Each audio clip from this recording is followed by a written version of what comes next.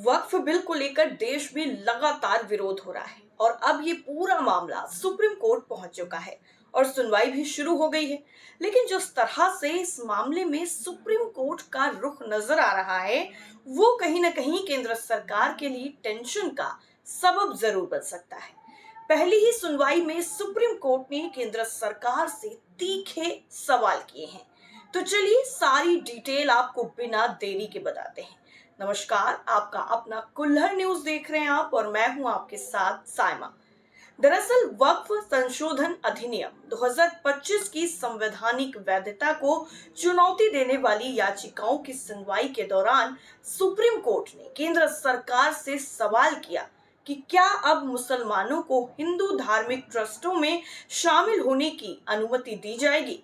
मुख्य न्यायाधीश justice Sanjeev Khanna, justice Sanjay Kumar और जस्टिस केवी विश्वनाथन की बेंच ने केंद्र की तरफ से पेश सॉलिसिटर जनरल तुषार मेहता से पूछा कि वक्फ बाय यूजर को किस आधार पर अमान्य ठहराया जा सकता है, जबकि ऐसे कई वक्फ संपत्तियों के पास रजिस्ट्री जैसे दस्तावेज नहीं होते।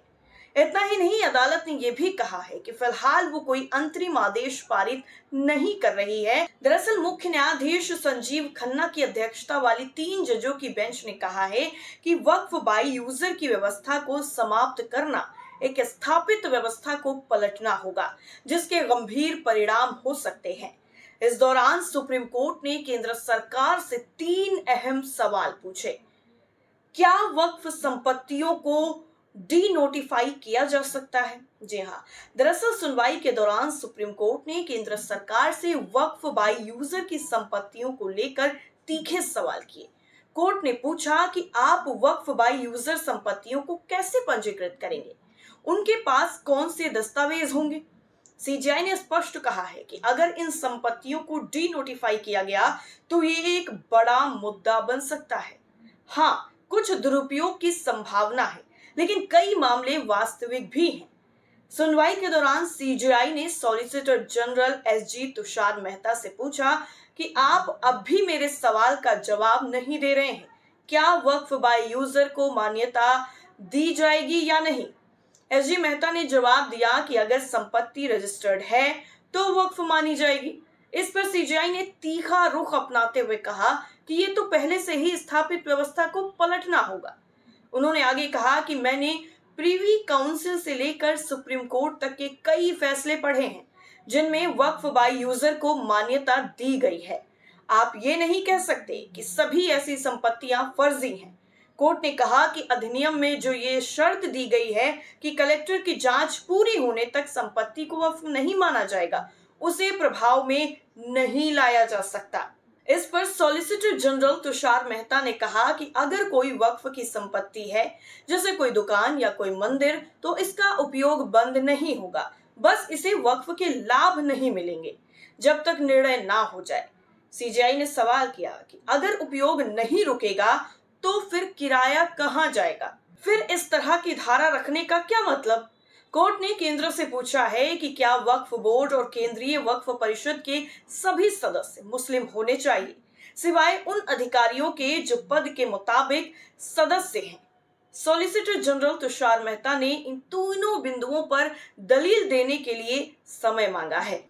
इसके साथ ही कि क्या हिंदू ट्रस्ट में मुस्लिमों को एंट्री मिलेगी, ये सवाल भी है।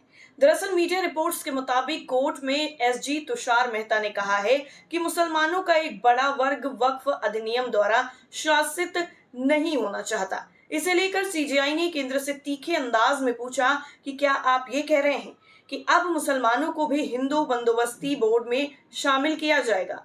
जरा स्पष्ट रूप से कहिए। सुप्रीम कोर्ट ने कहा है कि अगर कोई सार्वजनिक ट्रस्ट 100 या 200 साल पहले वक्फ घोषित किया गया हो तो उसे आज अचानक वक्फ बोर्ड की तरफ से हथिया लेना उचित नहीं है। आप इतिहास को फिर से नहीं लिख सकते। इस पर एसजी तुषार मेहता ने जवाब दिया कि संसद की जेपीसी ने 38 बार बैठक की और 98.2 लाख ज्ञापन जांचे जाने के बाद ही ये कानून पारित किया गया। अब इन सब के बीच में क्या है वक्फ बाय यूजर? ये भी जान लीजिए। दरअसल ये वो परंपरा है जिसमें कोई संपत्ति लंबे समय तक इस्लामिक धार्मिक या परोपकारी उद्देश्यों के लिए प्रयुक्त होने की वजह से वक्फ मानी जाती है, भले ही उसके पास लिखित दस्तावेज या रजिस्ट्री ना हो। मुख्य न्यायाधीश ने सुझाव दिया है कि इन याचिकाओं की सुनवाई के लिए किसी एक हाईकोर्ट को जिम्मेदारी सौंपी जा सकती है। उन्होंने दोनों पक्षों से ये भी कहा है कि वो स्पष्ट करें कि वो सुप्रीम कोर्ट से वास्तव में किस बिंदु पर सुनवाई चाहते हैं। सीजेआई ने यह भी कहा है कि हम ये नहीं कह रहे हैं कि सुप्रीम कोर्ट इस मामले की सुनवाई नहीं कर सकता। अब चलिए आपको बताते हैं कि वक्फ एक्ट के विरोध में क्या दलीलें दी गईं। दरअसल याचिकाकर्ताओं की तरफ से पेश होते हुए वरिष्ठ वकील कपिल सिब्बल ने कहा है कि वक्फ संशोधन अधिनियम में उस प्रावधान को चुनौती दी है जिसमें यह कहा गया है कि केवल मुसलमान ही वक्फ बना सकते हैं। उन्होंने कहा कि सरकार कैसे तय करेगी कि मैं मुसलमान हूं या नहीं और वक्फ बना सकता हूं या नहीं। सिब्बल ने यह भी सवाल उठाया कि सरकार कैसे कह सकती है कि पिछले 5 सालों से इस्लाम का पालन करने वाला ही वक्फ बना सकता है।